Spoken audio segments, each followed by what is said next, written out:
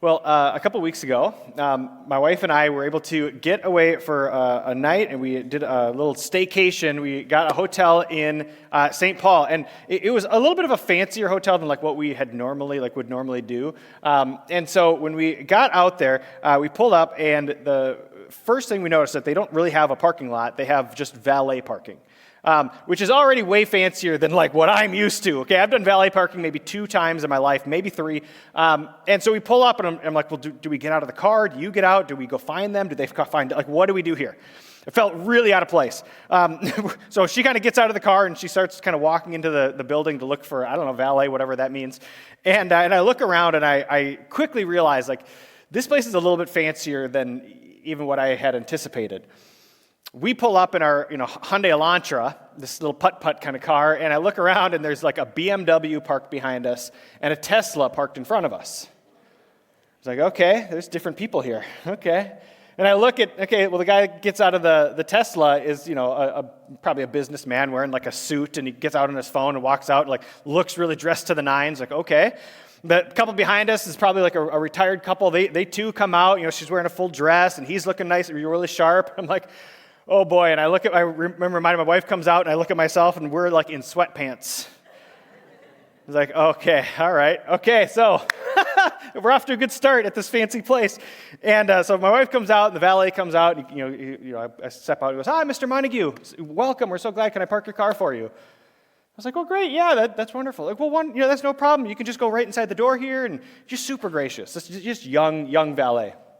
We walk inside the door, and there, right inside the door is the valet booth, okay? And so there's probably 3 or 4 of these young guys, maybe in their early 20s, who are all the valets there. And they go, Mr. and Mrs. Montague, welcome. We're so glad that you're here. You can check in right over here at the host stand. I'm like, wow, okay. And so we walk up, and they get us checked in, and like, oh, Mr. and Mrs. Montague, is this your first time here? Yes, it is. How could you tell? Yeah, this is our first time here. Like, oh, well, wonderful. We're so glad that you're here. There's refreshments right around the corner. Let me get you checked in. And they hand us our, room key, and we're just about ready to turn and go. And the guy behind the desk goes, oh, wait. And he pulls something out and kind of writes on it a little bit. And he goes, here, this is for you guys just in the morning. It's free breakfast on us. Welcome. We're so glad that you're staying with us. Okay, that's really nice. And so we take those, and we drop all our stuff up in our room, and we come back down. It's like beautiful outside. So we're going to go for a walk, and we go down. We're walking out the front door, and again the valet is, Mr. and Mrs. Montague, welcome. We're so glad that you guys are here. And we walk out. We're like, yeah, hey guys. And we walk out, and we step outside, and we're like, okay, do we want to go this way or? We have no idea where we are. We're like, the river's kind of down that way. Maybe we just go that way? I don't know. We take about 10 steps, and sure enough, right out the front door, one of these valets runs and chases us down. Mr. and Mrs. Montague, are you guys going for a walk? Yes, we are. It's like, oh, well, that's wonderful. Well, hey, if I could, let me give you a little direction. If you guys are looking for, just kind of a nice, quiet walk down by the river, something, it's a beautiful walk. If you could just go down this way, you take the stairs down, they'll bring you right down to the river. Go onto your left first, but then, take it to the right. It's going to be a beautiful walk. If you guys are looking for more bars and shops, you're going to want to take a right up here. There's all kinds of really fun stuff that way. Probably don't go to the left. It's all business stuff down there. You don't need to go down there. And like, wow, thank you. Well, that's awesome. Yeah, we actually wanted to go down by the river. It's like, oh, well, just go this way. You're going to love it. I'm like, okay, great. So we went on this walk, and sure enough, we loved it. It was beautiful. It was a little chilly out, so we had our jackets. But we went on this walk, and it was beautiful. And we came back, and we walk right in the front door, and here's this little group of valets. And they see us come in. Mr. and Mrs. Montague. How was the walk? We're like, it was great. It was beautiful. Thank you for all your help. And all these young guys are like, oh, awesome. That's so good. They're like, oh, but listen, if you need any help with dinner plans or anything like that, you just let us know. We're like, wow. And every time we left, every time we came back, it was the same greeting. Oh, Mr. and Mrs. Montague, welcome. We're so glad that you're here. Welcome back. How was dinner? It was so funny because, listen, I'm not dumb here, okay? I understand that's what these guys are getting paid to do, right? I get that, okay? I understand that this is their job. And I've also been to plenty of other hotels where that is not the welcome you receive. You see, it was what I noticed about these young guys is that these young guys, they had no idea who Abby and I were, right? And clearly by outward appearances, we didn't belong there, right? We were not their usual fancy people that they get. And yet, regardless of all of that, they made sure to let us know that we were welcome there. Right? That regardless of who we were and who we were not, they made sure that we knew we were welcomed and that we belonged. I want you to keep that in mind, the picture of those valets, as we go into what we're going to talk about today. Today, we actually are going to wrap up our conversation, our series. We've been going through a study of the book of James. And this has been such a fun look at this particular book in the Bible. And the very first week, if you missed it, if you weren't here for this, Pastor Brendan set this up perfectly about what this book of James, how we need to be reading this. Because oftentimes we'll read the book of James, and how it can read is almost like a to-do list, right? Hey, if you call yourself a Christian, you better be doing all of these things. Like, that's kind of how it can feel sometimes. And that is not at all how we're supposed to be reading this book. Like, the whole understanding is, like, the background of this book is this understanding that God has already leaned into each and every one of us. And we call that grace. That God leans in. He's extended his grace, his forgiveness. He extends his love. He extends his mercy, his life to each and every one of us. But that's already been done, right? And our job is to simply receive that. And once we've received God's leaning in, we've received that grace, we now are invited to lean back in. To lean back into God. And that's what the book of James is all about. It's about what it can look like when you choose to step into that invitation, to lean back in to God. And the result of leaning back in is joy. Even when it's hard, even when it's difficult, even when life kind of sucks. When we choose to lean back in, the result is joy. Because now you're partnering with God.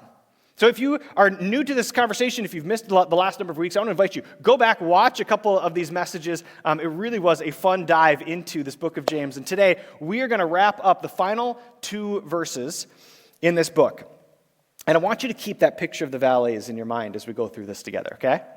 So let's read these last 2 verses. Here it is, James 5, verses 19 through 20. It says this. It says, "My brothers and sisters, if one of you should wander from the truth, and someone should bring that person back, remember this. Whoever turns a sinner from the error of their way will save them from death and cover a multitude of sins." This is such a powerful passage. He says if you were to turn someone from the error of their ways, you save them from death. Now, not like a physical death, right, but the spiritual death. The walking away from life and into death, right? The wandering. And it would cover a multitude of sins. That when somebody is walking away from God, right, you help them to turn back around and face the Lord again. And what is God already doing? He's leaning in, right? His grace is already right there. And when you receive that, it covers a multitude of sins, right? That when Jesus died, he died for every sin, past, present, future, all of it. And so when you turn and you receive that grace, you're covering a multitude of sins, right? Now, when I read this verse, listen, I'm not one to try to correct the Bible, okay? We ain't doing that. But I'm reading this and I'm like, James, okay, what he says is, if one of you should wander, and I'm reading it kind of going, well, he could have also said, when one of you wanders, because that's what we do, right? I mean, we literally just saying that, right? Prone to wander. That's what we are prone to do, because we are human beings. We are prone to wander from the truth. And we do this. And quite frankly, I don't care how long you've been following Jesus, we all wander. Every one of us. I wander. Each of us is prone to wandering, right? We get sucked into the vortex of hatred that we call the news, right? We get lost scrolling the most recent conspiracy theories on Facebook and TikTok. We just get absorbed by it, and we wander from the truth. All right, we choose to people please instead of doing the difficult thing that might upset a few people. And so we wander from the truth, right? We choose selfish instead of humble. We choose what's easy instead of being disciplined. Right? We are all prone to wander. And we all do this. is that when we wander, we also try to justify it, right? Well, it's just one time. It's not that big of a deal, right? This is just what I do with my buddies on Friday, right? We justify it. It's not hurting anyone, right? We're just having some fun. It's not a big deal. This is just how I'm relieving some stress. It's really not that big of a deal, right? We justify our wandering. That we do stuff that we know that we shouldn't be doing, but we choose it anyways. And we justify it, and we make excuses. And what happens is, without us maybe even making the calculations, without even recognizing that we're doing this, is that each time we choose to wander. And each time we choose to justify that wandering, right? Each time we make a little excuse, and we say, it's not that big of a deal. Each time we do that, what we're also doing is casting a vote for the kind of person that we're going to become. You see, what I know is that nobody just wakes up one morning and decides to ruin their life, right? Nobody just gets up on a Tuesday morning and goes, you know what? I think I'm going to be an alcoholic today. Right? That's not real life. No, nobody just wakes up and goes, you know what I think I'm going to do? I think I'm going to adopt some racist ideology. That sounds really fun today. Let's do that. You know what? I'm going to just become a really bitter and hateful person today. Right? That's not how this works. You see, what happens is we make these choices to wander. Sometimes we experience things and how we choose to respond to those experiences. We say, it's just not that big of a deal. I deserve this. And we make these choices, and we step away from the truth, and then we step away from the truth, and we step away from the truth. And eventually, over time, we can see that we've wandered from the truth and become someone that we never intended to become. That each of us wanders. That's what we do. I was 12 years old. I was 12 years old the first time I saw adult content that I had no business seeing. 12 years old. I was 26 before I ever told a soul.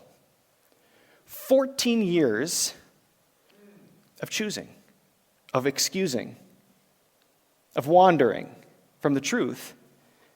14 years until I finally recognized that I had become someone that I never intended to become. My brothers and sisters, if one of you should wander from the truth and someone should bring that person back, remember this. Whoever turns a sinner from the error of their way will save them from death and cover a multitude of sins.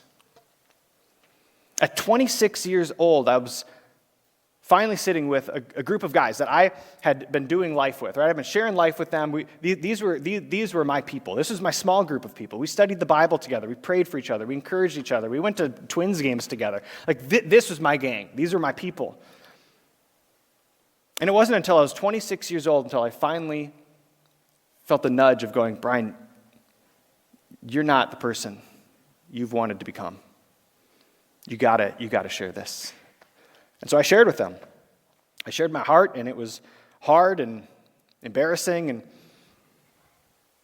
And they sat and they listened. And do you know how they responded? They responded like these valets. They welcomed me back. They forgave me. They prayed for me. They encouraged me. They helped me get more people to open up with, and people who could have my back and support me. And that's what they did. That this group of people became like an army that got in the trenches with me and helped me heal. Right? And here's the deal. There were consequences. The journey was not easy, right? It wasn't like this, hey, perfect, everything's great and wonderful. That's not how this goes, right? I mean, I was wandering for 14 years. I had 14 years of habits to undo and a whole lifetime of new decisions to start making. But I had an army of welcomers who rallied around me. An army of people who turned me from the error of my ways, who saved me from death, who covered a multitude of sins. That I had a whole army of people who became like Jesus to me. You see, I knew Jesus. I loved Jesus. I'd heard from Jesus, all the things, but there's just something different when an actual person puts on the love of Jesus and extends that to you. It's just something different. And that's who I had in my corner. And you see, now I've spent the last 14 years of my life learning how to become like them. Learning how to become like these valets. The last 14 years, I've been learning how to become like Jesus, to become the welcomer. Looking for those who are wandering. And becoming like what this verse is telling us to do. What the invitation is that James is extending to each of us, to become the welcomer to those who are wandering. To start making those choices to actually become someone that looks more and more like Jesus. And so now over these last 14 years, I've had an opportunity after opportunity to become the welcomer. A number of years ago, I was leading in the youth ministry, and I had a high school student who'd never been to church before. The previous week, it was her first time ever stepping foot in a church. She comes back the second week, and I said, "Hi, so-and-so, welcome. I'm so glad that you're here. How was your week?" And she goes, "It was awful." I said, "I'm so sorry. What happened?" "I was suspended for smoking pot." And she kind of stops and goes, "I don't know why I just shared that." I laughed a little bit. And it's like, "No, I'm so sorry that happened. That stinks." Yeah. She goes, "Yeah. I guess I hadn't shared that with anybody. I don't know. Something about this place. It just feels like home." The wanderer was welcomed. A buddy of mine reached out who used to follow Jesus, and he just wasn't anymore. And he said, "Hey, can we just chat?" I said, "Yeah, of course, man. What's up?" And he started to share a little bit of just how his life didn't have much meaning anymore. He didn't find any hope. And he said, "Brian, for as long as I've known you, you've always just been filled with hope, and I don't get it. You always say that it's Jesus, and I don't get it. Help me understand." And we got to have this beautiful conversation where here he was, a wanderer, recognizing that he was wandering, and he felt comfortable and safe enough to just ask questions and hear my story. And we walked together. And he experienced what it was like to have somebody who would welcome him.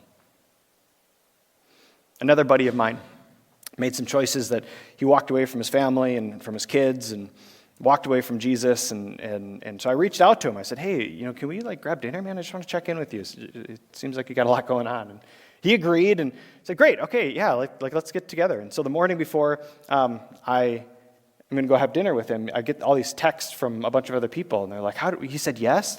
You're getting dinner with them?" He said no to all of us. I was like, "Okay, that's weird." Okay. So we went and got dinner, and I just said, "Dude, tell me, man, what's going on? How are you doing?" And he shared this heartbreaking story of just what he'd been going through and how he just felt like he was kind of phoning it in and, just being somebody he never felt like he really was. And we got to the end of this kind of conversation. I said, "Listen, man, I want you to know, my heart is breaking for you. I can't get behind a lot of the choices that you're making. And my hope is that you would come to know the Jesus that I know. I want you, I'm going to be praying that for you. But whether you decide to follow Jesus or not, man, I just want you to know I'm always going to be cheering for you because I love you." And so the conversation kind of wrapped up, and I just could not help myself. Before we left, I said, "I got to ask, man, how come, you knew we were going to have this conversation. How come you agreed to meet up?" And just without missing a beat, he goes, "Brian, I knew I could be honest with you without feeling judged." I was like, okay. The wanderer felt like he could be welcomed. You see, these last 14 years, I've gotten to experience what these two verses in James are trying to invite us into. I've experienced what it's like to be a wanderer, having encountered people who welcomed me back. And I've gotten to experience what it was like to become the welcomer, with arms open and invite others back. Do I do it perfectly? Of course not. Oh my gosh, not even close. But what I know is that I was once a wanderer, and the welcomers brought me home. And now I am a welcomer, It's who I am.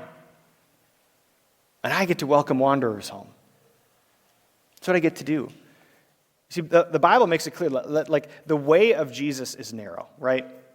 Like what Jesus invites us into, it's not like, hey, just go nuts and do whatever you want. Like the way of Jesus is real narrow. But the front door to Jesus is big and wide open. And I want to be the first person to welcome every person into that door.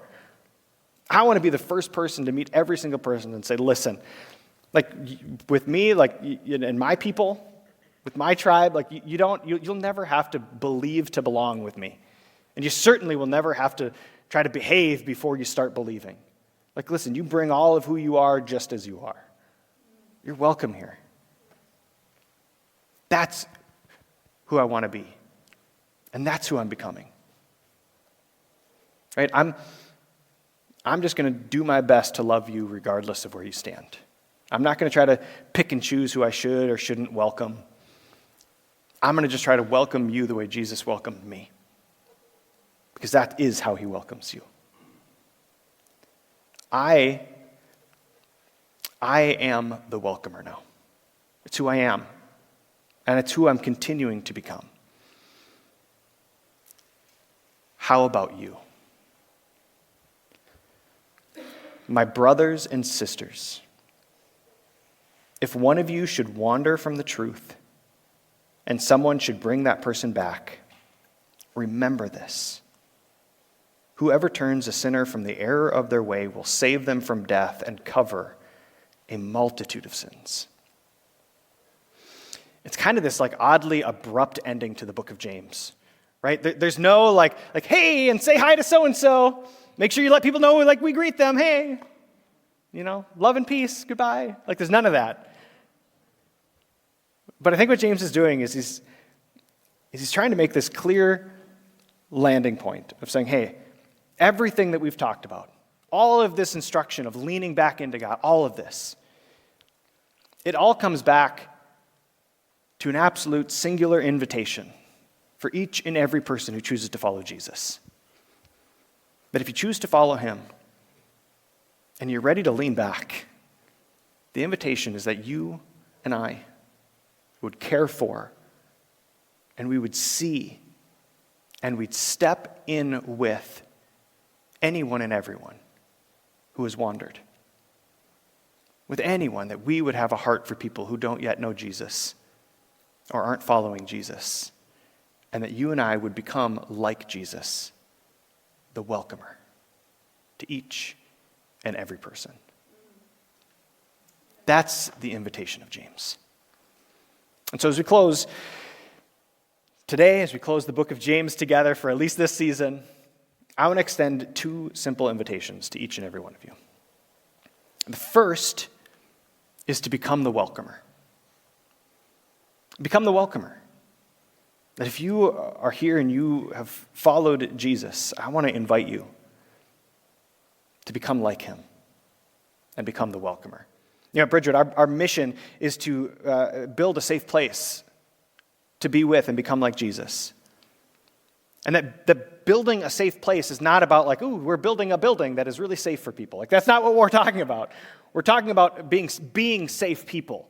That regardless of where we are a safe place to the people around us. And if we're going to choose to step into that space, it requires a daily surrendering of ourselves to be with Jesus so that we could become like Jesus. It's going to require us to make choices, to put an end to the wandering, right? To stop justifying the wandering and to start moving in the direction of Jesus, to start saying, okay, Lord, I want to be more like you. Help me know more of you. Become the welcomer. And for those who don't know Jesus, that you would step into that space to say, hey, with me, there's no judgment here. I know I can't change a person, but Jesus can, because he's changed me and he's still doing it. Become the welcomer.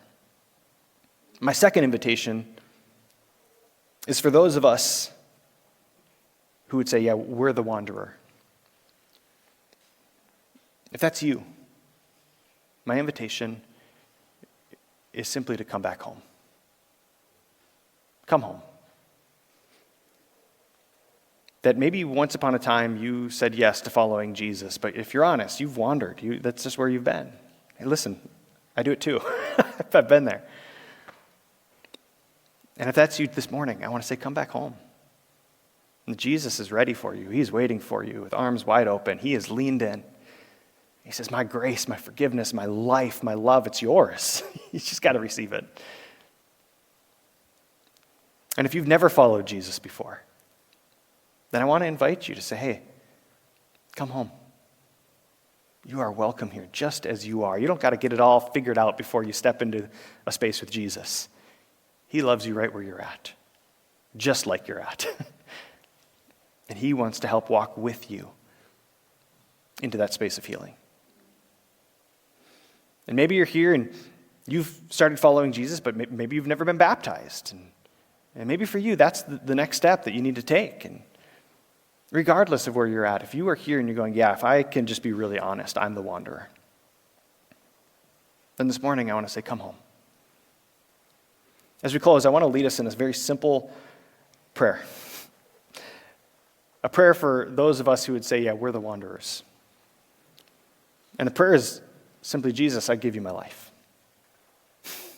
You're going to have all sorts of other conversations with him, but maybe that's the first one. It's, Jesus, I give you my life. I need to come home. So if that's you this morning, I want to invite you to pray that prayer. So let's close, and I want to pray that over you as we go into worship. Jesus, I give you my life. Thank you that you take a wandering heart like mine and you welcome me back. Jesus, thank you that you're not counting my sins against me, but that you've leaned in. You don't just forgive me. You don't just say the past is gone. But Lord, you paint a road to such a better future. I thank you for the life that you've given me. I thank you for the life that you're going to continue to pour into me. Jesus, help us to become like you, to become the welcomer, to become like those valets, that regardless of who people are and where they're at, that we would step into that space of people being welcomed, because that's the space that you've stepped into with us. Help us to become like you, Jesus, that as people encounter us, they encounter you. And through that, Jesus, they would have a relationship with you. Lord, this morning we give you our hearts. We say thank you. In Jesus' name, amen.